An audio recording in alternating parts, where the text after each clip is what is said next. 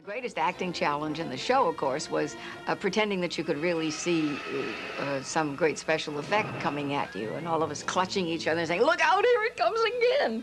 And of course, we were looking at nothing. Really, one of the funniest things about working in space, the actors hanging over the boards and looking out the window and saying, "Oh, gosh, did you ever see anything like that?" And they're looking simply at the prop men standing out there waiting to break for lunch. We had a wonderful man named Stu Moody for our explosions. Who'd always tell you, "Don't worry, everything's safe." You know, he had, like, no fingers. He'd always tell you, "Not to worry about it, you're going to be okay." You'd like, "Oh, Stu, are you sure?" Irwin Allen loved explosions and floods and earthquakes. He loved that. Our special effects were nothing like they are today. We did them right there on the set. Because if the explosion worked, even if you hadn't said the dialogue right, they printed it anyway. Marta and I were out in the hydroponic garden once and some big explosion happened, and we just went, The challenge was to not get killed in the explosion. Sometimes we would play the scene and the explosion would be so big that we would forget our lines. You know, you had to put a lot of faith in your special effects man. I trusted Stu Moody with my life. And when he rigged an effect which could not be shot twice because it cost a fortune and took days, I would always go to him and say, "Moody, is this going to hurt me?" And he'd say, "A lot." And I knew I was safe. When I was doing the show, my friendship was with Billy Mooney, because I like to do practical jokes. And Billy Mooney, being a child, I figured if I did something that was funny, you know, and I shouldn't have done, I wouldn't get in trouble unless Billy got in trouble, and they can't get him in trouble because he's only 12 years old, you know? Mark Goddard and I used to constantly goof around. We used to steal producers' golf carts and drive them out to the moat on the back lot and throw them in the water. I mean, I can't get sued for that now, can I? I mean, we used to do a lot of stuff during lunch and things, just for fun, just to goof around. So one day we were breaking for lunch, as I recall. We were going to lunch, and the effects guys were about to get Bobby out of the robot so he could go to lunch. And Mark and I said to, I think it was Stu Moody, one of our wonderful special effects guys, we said, "Don't worry, Stu, we'll let Bobby out of the robot. You go on ahead to lunch." So everyone left the set. And Mark and I left Bobby alone in the middle of the stage 11, and it was like the sand exterior set. He was out there in the middle about some foam rubber rocks, and we left him there. That was it. We just said, let's leave Bobby in the robot and go to lunch. Bill Mooney and Mark Goddard locked me in the robot. We were gone maybe, 5 or 10 minutes. That's not fair. We've had our little joke. Let's go back and let him out now. So Mark and I are walking back to the set, and the doors are open, and we can see, 30 yards away, there's the robot in the middle of the set, and there's smoke coming out of the robot. And Mark and I look at each other like, oh my God, like what if one of those wires inside, maybe Bobby was trying to get out, and one of these wires fell down and like burnt him to a crisp. He's sizzled, he's electrified, and oh my, we've killed him, we've electrocuted him. We start running to the robot thinking, oh, this is like beyond bad. This is like we've like killed Bobby May or something here. We're really upset. We start to get the thing out of the bubble. Here's Bobby May holding a little pen flashlight, smoking a cigar, not a cigarette, he's smoking a cigar. He's holding a pen flashlight, and he's reading the Hollywood Reporter. Could have been the Variety, but he's sitting there reading a trade, smoking a cigar with a pen flashlight. He's happy as a clam. He's totally fine that he's in the robot.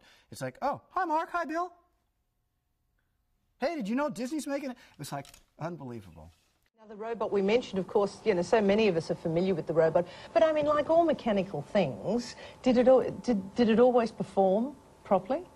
Were there any problems? I'll tell you one problem we had. If you take a minute. When Dr. Smith took over the robot to destroy the whole family, he wanted to show us, the family, how powerful this robot was. And so he took one of the space helmets that we wore into space, and what we did in the scene, Smith said, "Robot, crush this helmet." And he put the helmet in here, and the robot held it like that between his pincers, right? And then we cut, and we all freeze. Then they take the real helmet out, and they put an eggshell helmet in that he can just pop.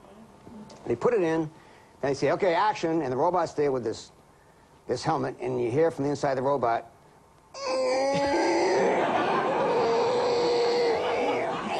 He couldn't crush it, you know. I broke up. We were all laughing. The robot's voice and approach was different much of the time.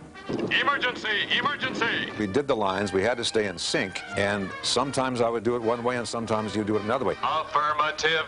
Well, the silver suits, of course, were wonderful. The first season in the pilot, they were very hot and very, very constricting. But if you bent your arm, it actually stopped the circulation. We had to kind of lie there, just in between takes. We had to have ironing boards that we would, like Frankenstein, we would lean back in these ironing boards. They changed those in the second season. They made them out of like Mylar or something and became quite comfy. I do know that the fashion of the day influenced the fashion that we wore. I loved the first season on Planet costume. It was just a very simple navy blue kind of velour and ski pants with black boots. The second one was kind of orange with the little yellow turtle dicky thing. I didn't like that as much. I don't look good in orange. And then I wore these funny-looking culottes and a wool sweater. I liked the third outfit because it was loose and it was collared. The next year I liked, and the last year I liked. The third season was purple and yellow, and I kind of liked that one. Mine was orange in the last year, the little mini skirt. If memory serves, I don't believe there was a zipper in the pants, which made it a little tricky. Oh, William, you know, the pain, all these things. The pain. That came out of something quite real. I had a terrible back that day. Oh, did you? I have a delicate back to begin with. I mean, that's real.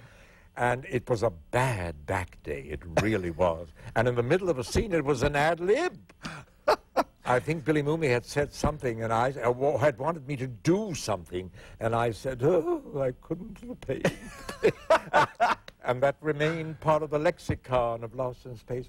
I was a Zorro fanatic when I was a little boy. So working with Guy was wonderful for me. Oh, what a sweet man. Guy Williams was a sweetie. He was well-educated, he was bright. Working with Guy Williams, I found him a very, very intelligent, very bright man. He had this kind of persona of being a strong, stoic person. Oh, Daddy, I was so frightened. It's all right. There's nothing to be frightened of. I remember Guy as having just this lovely gentility about him that you don't find very often in people. He was like Errol Flynn. He had that smile behind everything he said. He had that understanding. He had the compassion. He was a dedicated man. He was a good father. But I did like the Michael Rennie part, the keeper from the first season. That's a favorite here. Yeah, he was a very classy actor, and my favorite science fiction film is The Day the Earth Stood Still, which starred Michael Rennie. So I enjoyed working with him on it. Michael Rennie, I just had a mad crush on him, and any time I could stand next to him and you know, sort of touch him, I was thrilled. My favorite show was called The Antimatter Man because I was able to play a dark side of me. You know, the yin-yang, black and white. You know, I was Don West, and then I was the other side of Don West. He's your duplicate, all right. When do we get mine? You know, I could be vicious. You know what I mean? So I could... Oh, I felt good, man. The best one that I liked that I did was Attack of the Monster Plants. Do you like some salad, Judy? No, thank you. Oh, it's your favorite. I don't want any salad. Judy. Mother, I had an opportunity to do some acting, do something with what I felt I had been trained for. Favorite episode, Return to Earth, when Will went back to Earth to get some carbon tetrachloride for the food purifier, I believe, is what he was there to do. I made it! I'm on Earth! I like that show a lot because, I mean, Will actually did get back to Earth, you know, and accomplish something to save everybody. That was the first time he did anything that really saved their lives. I remember one segment that was particularly interesting. It was called West of Mars, in which I played two characters, Dr. Smith, and I played Zeno, the fastest gun in space. You surrender nice and peaceful. And remember, if you don't make him think you're Zeno, I'll have you covered and zap. That was fun to do. I think that Vegetable Rebellion is probably the worst show I've ever seen. I just remember a big carrot. The epitome of bad TV. Sir? Ah, there you are, young seedling. You've come to make some sort of sentimental appeal, am I correct? Yeah, but can I tell you, we laughed during the whole time that they filmed that. And June, most of all, of course, she couldn't help but make puns all the time. I don't quite remember them. Oh, I'll never get over it. The whole thing was, talk about let's go out in the back and play space. I mean, it was like being in kindergarten. June and Guy and Mark didn't even pretend. I mean, they couldn't do it without laughing. Tell me something, Darbo. Why do you want to turn me into a teakwood tree? Would be one of my better achievements. It was really the silliest show that we had. The Vegetable Rebellion was written by our best writer, Peter Packer, who was a brilliant, imaginative, creative, fertile brain, which went into crazy, wonderful directions. And he wrote The Great Vegetable Rebellion. He brought it to my dressing room, I remember, and wouldn't give it to me. He kept doing, I said, Peter, give me that script. He said, you're going to be sorry. And I said, why? He said, it's total trash. I said, then why did you write it? He said, I don't have another idea in my head. Moisture! Moisture! I need moisture! Well, this is a pretty authentic-looking first season Lost in Space laser gun. If you're really going, you'd better take a gun with you. Don, break out the big guns. We're going in after them. I never got to hold a gun. I did have that hydroponic garden with the plastic plants in. That was a pretty interesting prop. The robot was a fabulous prop. The chariot was a functioning prop. The jetpack that we used in the pilot was real. The design of the ship, you know, it's a classic flying saucer type thing.